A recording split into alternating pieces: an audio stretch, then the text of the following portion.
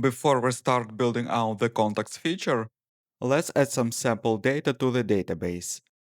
We can easily do that here in Prisma Studio. Let's start with the user table. Up at the top, I'm gonna click Insert Row. Now for the first user, we can leave the ID field empty. Prisma will generate that for us.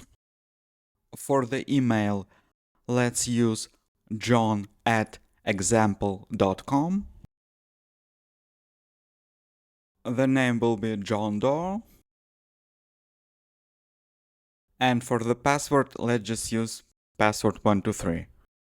Again, this is just test data. Now let's click Save One Row. And there we go. Let's add one more user. I'll click Insert Row again. For the email, let's use alice@example.com. The name will be Alice Smith. And we'll use the same password.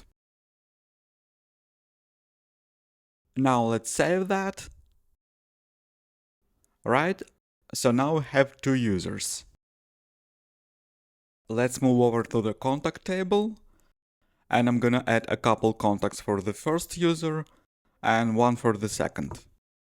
So I'll click Insert Row.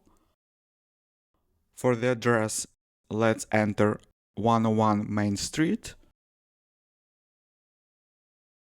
The email will be emma.contact@test.com.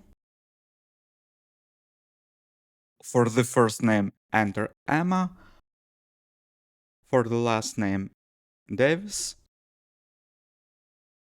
And for the phone number, let's use 555-0101. Now for the user ID, we'll set it to 1, since this contact belongs to our first user. Let's save it. And there it is. Now let's add another one. I'll click Insert Row again. This time I'm only gonna fill in the required fields. The email will be liam.contact@test.com. The first name is Liam. The last name is Miller. And the user ID will also be 1. Now let's save that. And let's add one more.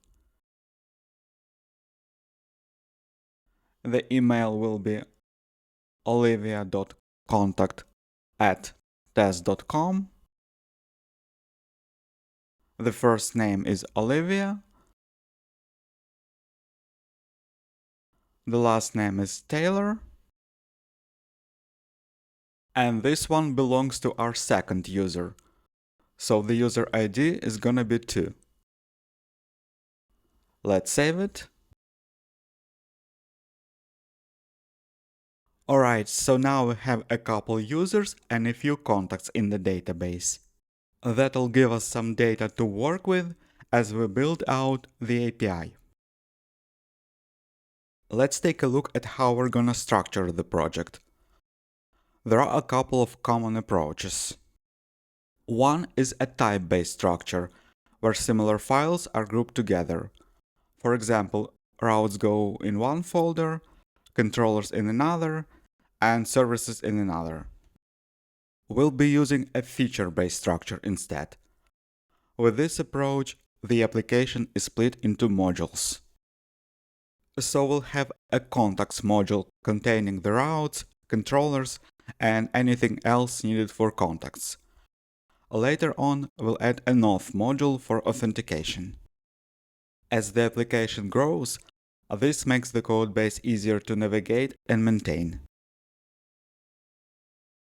Now let's go ahead and create a modules directory inside SRC. And then inside that, a folder for our first feature, contacts. We'll start with the service class, which will handle all of our contact-related database operations. So we'll create a new file, and we're gonna call it contacts.service.ts. Let's just close up the other files and the terminal. Inside the file up at the top, we'll import our Prisma client. And then below that, we'll define a service class. So we'll say class contact service, curly braces. Now let's add our first method. This will get all contacts for a given user. So we'll create an async method called list, which takes a user ID of type number. Inside the method, we'll return all contacts that belong to that user.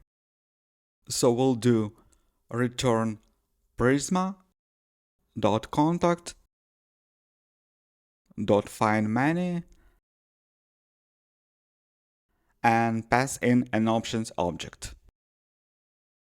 Using the where property, we can filter the results by user ID. And finally, let's export a service instance. So down at the bottom, we'll say export default new contact service. Next, we'll create a controller class for contacts that will handle HTTP requests related to contacts. I'm gonna add a new file called contacts.controller.ts. Now at the very top, let's import the service we just defined. And right after that, I wanna get the type of the service object. For that, we can use typeof.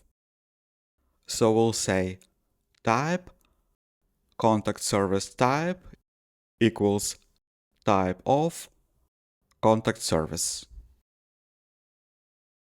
Now let's define the controller class. So we'll say class contact controller, curly braces. Now inside the controller class, we want to use the contact service. So let's add a constructor. This will take the service object as a parameter. So we'll say constructor and then in parentheses private contact service. For the type, we'll use the one we just defined. And that's all we need. Now down below, let's export an instance of the controller.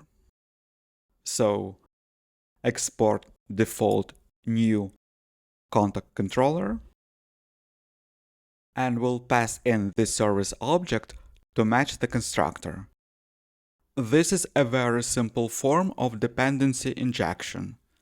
Basically, we're passing the service into the controller instead of creating it inside the class.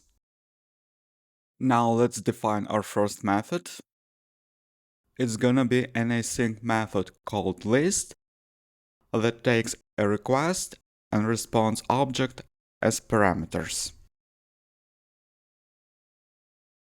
Inside the method, let's create a contacts variable. Then we'll await and call this.contactService.list.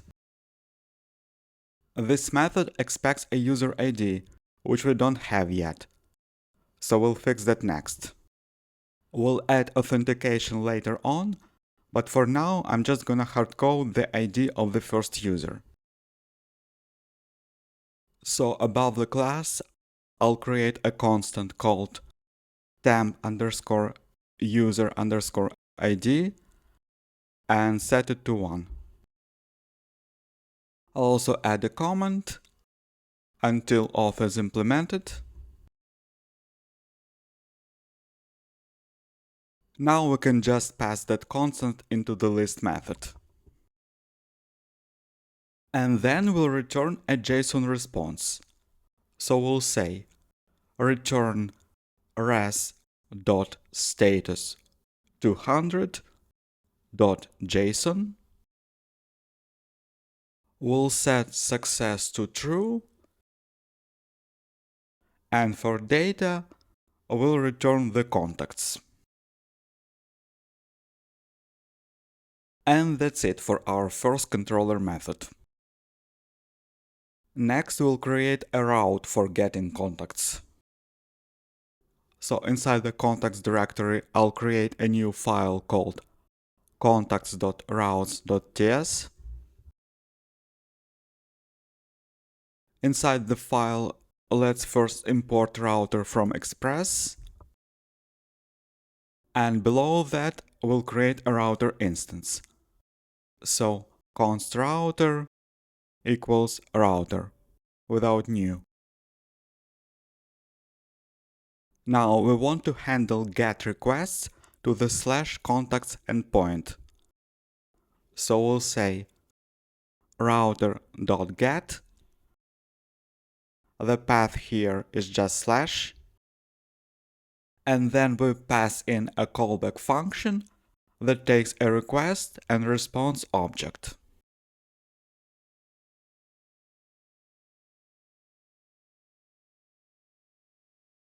Inside the callback, we'll just return contactController.list and pass in the request and response objects. And of course, we need to export the router. So down below, we'll say export default router. Alright, now let's open up index.ts. We'll bring in the contacts routes up at the top. So we'll say import contact routes from .modules/contacts/contacts.routes. Right above our sample greeting route, we'll do app.use. We'll use /API/contacts as the path, and then pass in contact routes as the second argument. Okay, we're all set now, and can actually send a request to our API to get contacts. First, let's open up a new terminal tab and start the server. So npm run dev, and there we go. For this tutorial, I'm gonna use a VS Code extension called Thunder Client, so it's easier to follow along. But of course, you can use Postman or any other REST client you prefer. I already have it installed, so I'll just open it up. Now I'm gonna create a new request using the button up here.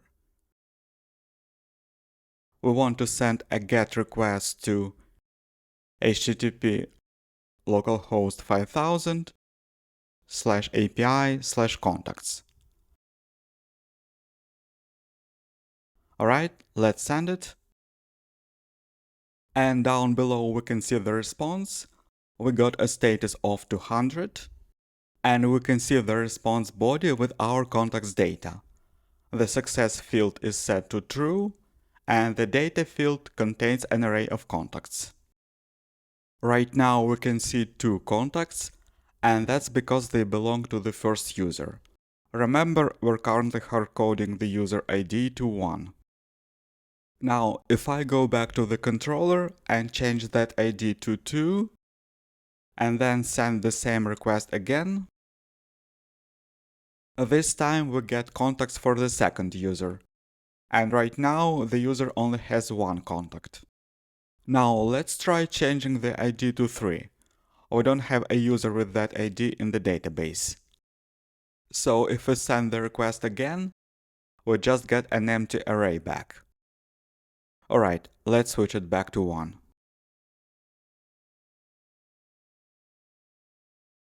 Next, we're gonna create an endpoint to get a specific contact by ID. So let's go to the contact service, and below the list method, we'll add a new one called get. This method takes an ID parameter of type number, which is the contact ID we want to get, and it also takes a user ID, just like our list method.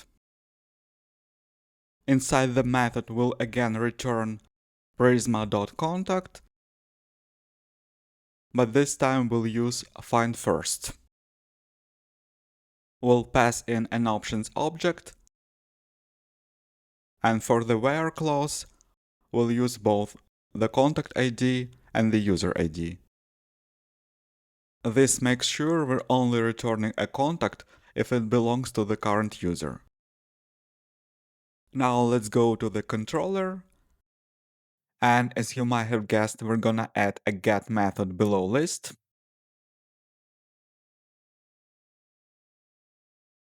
The first thing we need to do is get the contact ID from the URL params.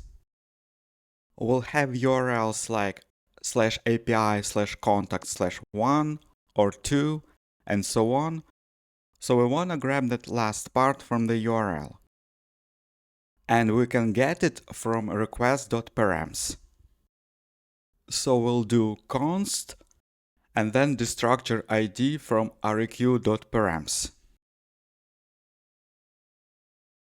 And then we want to convert it to a number. So we'll say const contact ID equals number ID. Next, let's make sure it's actually a valid number. So we'll check if is not a number contact ID, and if it's not a number, we'll return early with the 400 response. So we'll say success false, and for the message, invalid contact ID. If the ID is valid, we can try to get that contact from the database. So const contact equals await this.contactService.get, and we'll pass in the contact ID as the first argument, then the hard-coded user ID as the second. Now, it's possible that a contact with this ID doesn't exist for this user. In that case, the service will return null. So we'll add another check. If there's no contact, we'll return a 404 response. Again, success false. And the message will be contact not found. And finally, if it did find the contact, we'll return a success response. So we'll return res.status200.json, set success to true, and set data to the contact. Next, we're gonna add a route for getting a specific contact. Let's go to contacts.routes.ts. I'll just copy the existing route. We're still handling a GET request, but this time we'll include the contact ID in the URL. To do that, we'll add a dynamic route parameter, column ID. This ID parameter will contain the actual contact ID from the URL. And that's exactly what we're reading from request.params in the controller. In the handler, we'll just replace list with get. Alright, this endpoint is ready, so let's test it out. Back in Thunder client, I'll send another get request. This time, after /API/contacts, I'll add 1 to fetch the contact with an ID of 1. Let's send it, and we'll get a successful response. The data field contains the contact with an ID of 1. Now let's change the ID to 2, and now we get the contact with an ID of 2. Let's try 3. This time we get a 404 not found. That's because contact 3 doesn't belong to the first user we're currently fetching data for. The same thing happens if we use any other numeric ID that doesn't exist, for example 100. And finally, we also added validation for the ID parameter. It has to be a number. So if I change it to something like test and send the request again, we get a 400 bad request. So everything is working as expected.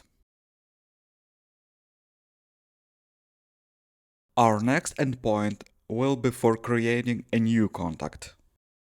But in the real application, we would never save whatever data is sent in the request directly to the database. First, we would validate it. For that, we'll use a popular validation library called Zod. Let's go ahead and install it. I'll open up a new terminal tab and run npm i Zod. Now, the way we're gonna validate the request data is by creating a schema. This schema will define the validation rules for each field. So inside the contacts directory, let's create a new file called contacts.schemas.ts. At the top, let's import Zod. So import everything as z from Zod. Now down below, let's create our schema. So we'll say export const create contact schema equals. We'll use the object, which takes an object containing the validation rules for each field. For some of these rules, we'll also provide custom error messages. Let's start with first name. We want it to be a string, so we'll say z.string. We'll also set a minimum length of 1. The second argument is the custom error message will return if validation fails. So we'll say first name is required. And we'll use the same validation rules for last name.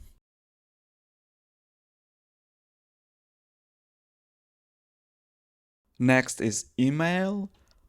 Zod has a built-in email validator, so we'll use that. And for the error message, we'll say invalid email address. Finally, we have phone and address. They're both strings and they're both optional. So we'll use z string optional for each of them.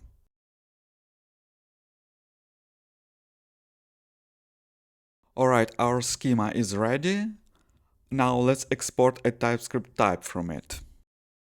So export type create contact input equals z infer, and then in angle brackets type of create contact schema.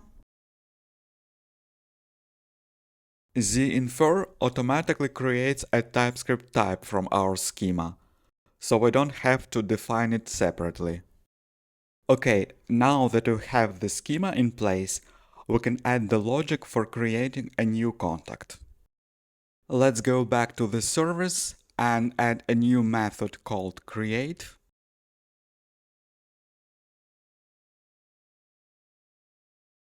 This method will take in the contact data. For the type, we'll use the type we exported from the schema file, create contact input. And just like the other methods, we'll also take in the user ID. Inside the method, we're gonna return prisma.contact.create and pass in an object with a data field.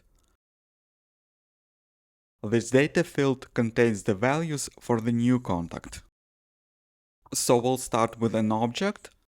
Inside it, we'll spread the data coming from the request, and then customize a few fields. For the optional values, Prisma expects either a real value or null, not undefined. So for phone, we'll say phone data.phone coalescing null, and we'll do the same thing for address. Then we'll also add the user ID from the parameter. After that, let's go to the controller file. Now inside the controller class, let's add a create method.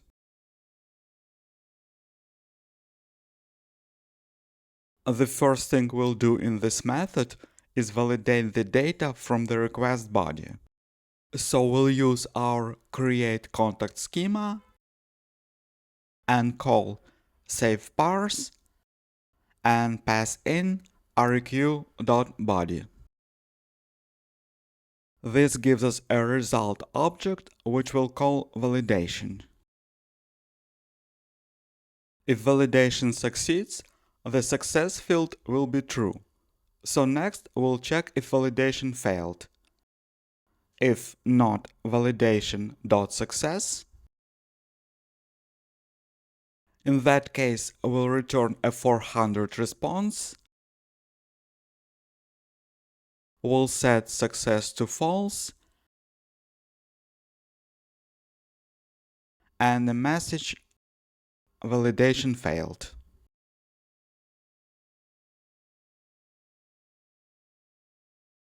And for the errors field, we'll use validation.error.issues, so we can send the validation errors back in the response. If the data passes validation, we can create the contact. We'll call the create method on the service, this .contactService.create, and pass in validation.data, which contains the validated contact data. Then we'll pass in the hard-coded user ID.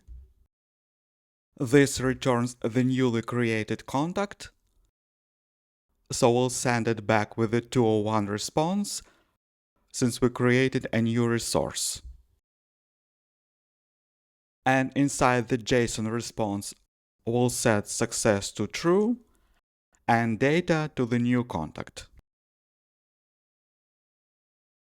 After that, let's add a new route. So in the routes file, I'll just copy the first route. Just like before, the path is simply slash. But to create a new contact, we'll handle a post request instead. And in the handler, we'll call the create method on the controller. There's one more thing we need to do before we can use this endpoint. Let's go back to index.ts. Since we'll be sending the contact data in the request body, we need to tell Express to parse the JSON data for us. To do that, we'll use the built-in JSON middleware. Right below where we create the Express app, we'll say app.use, and inside the parentheses, we'll call express.json. Now we'll be able to read the data we sent in the request body. Alright, let's go ahead and test it out.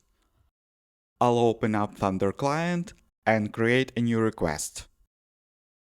To create a new contact for the current user, we'll send a post request to /API/contacts. and we'll put the contact data in the request body as JSON. Let's first try sending something invalid, so we can see our validation in action. I'll enter a first name and a last name, but leave the email empty. Let's send it, and we get a 400 bad request. In the errors array, we can see an error for the email field with the message invalid email. Now I'll change the email to a valid value.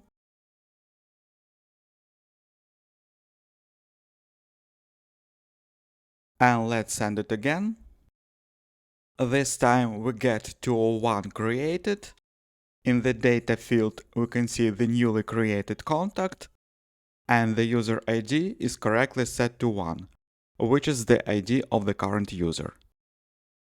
Now let's switch over to Prisma Studio. If I refresh the contact table, we can see the new contact here as well.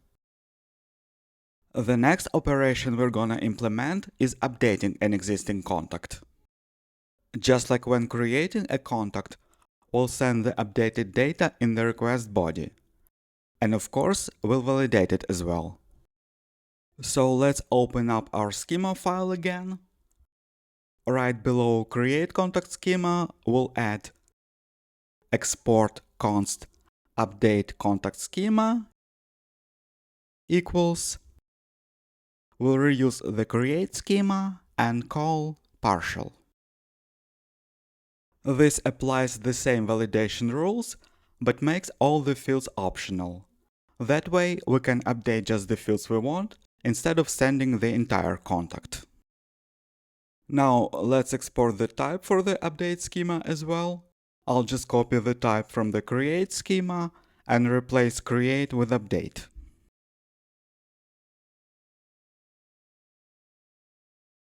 Next, let's go to the contact service and add the update method. This method takes 3 parameters: the contact ID, the updated contact data of type update contact input, and as usual, the user ID. The first thing we'll do is check if this contact exists for the current user. So we'll say const existing contact equals await, and we'll call the get method we already have in this class. We'll pass in the contact ID and the user ID. Now, let's check if we found the contact. If not, we'll simply return null. If it does exist, we can update it, so we'll return prisma.contact.update.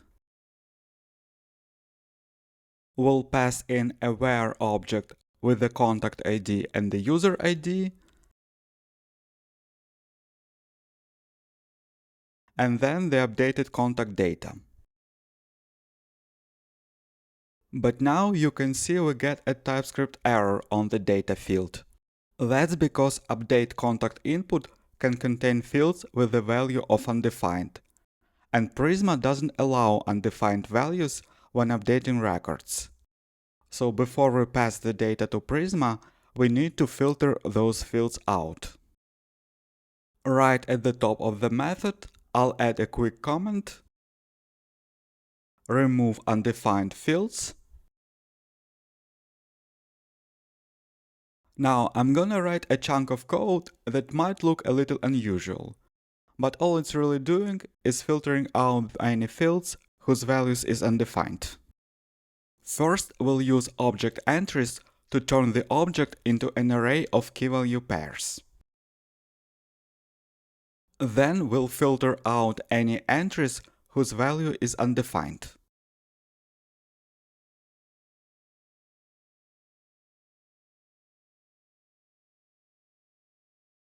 Next, we'll wrap that with object from entries, which turns everything back into an object. an And finally, we'll store the result in a constant called updated data. Now we can just replace data with updated data, and the error is gone. Next, let's go to the controller and add the update method. This one is actually gonna be very similar to what we already have. In fact, I'll just copy the get method and rename it to update.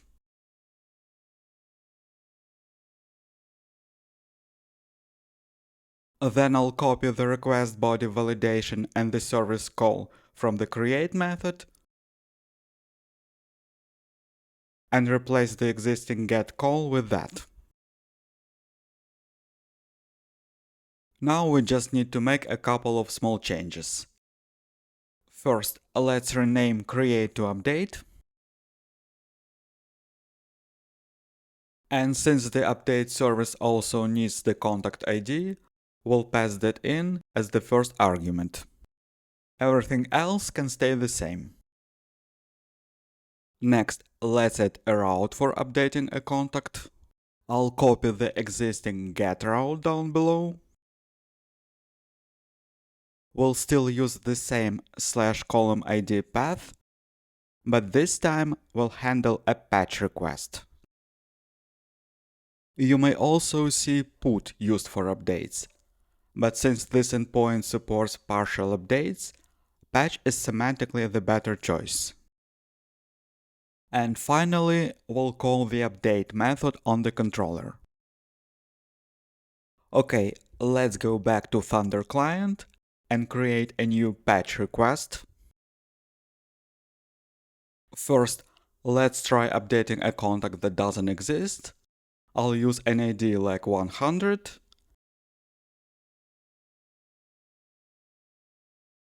And we get a 404 not found. Now let's update the contact we created a bit earlier. It has an ID of 4. Let's update the last name, for example. If I send an empty string as the value, we get a validation error. Last name is required. Now I'll set it to a new value, Jackson. And this time we get a 200 response with the updated contact in the body. If we go back to the database and refresh, we can see the contact was updated there as well.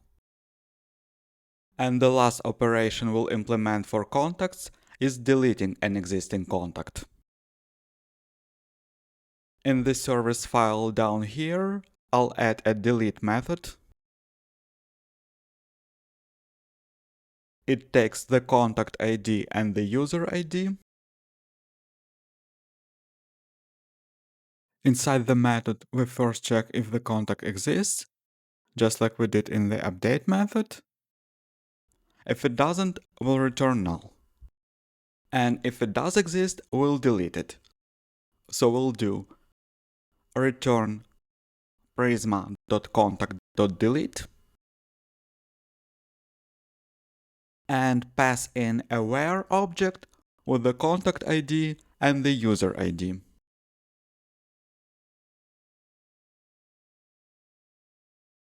Now let's add a delete method to the controller.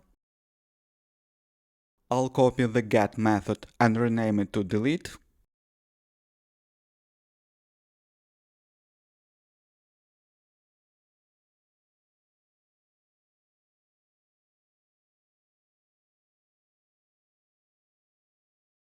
We'll change the method we'll call on the service to delete as well.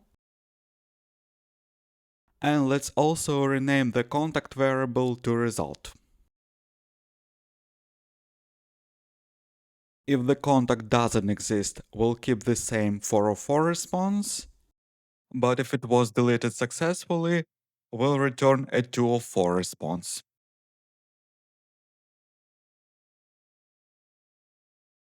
Lastly, let's add the delete route. I'll just copy the patch route, then change the HTTP method to delete, and call the delete method on the controller. Okay, let's go to Thunder client. This time the method is delete, and since we're deleting a contact, there's no request body. Let's first try deleting a contact that doesn't exist. I'll use an ID of 100, and we get a 404 not found.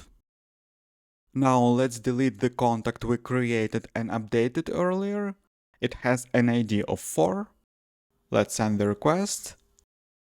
And this time we get a successful 204 no content response. Now let's switch over to Prisma Studio. If I refresh the contact table, we can see that the contact is gone. So at this point, our contacts module is fully functional. We can create, read, update, and delete contacts.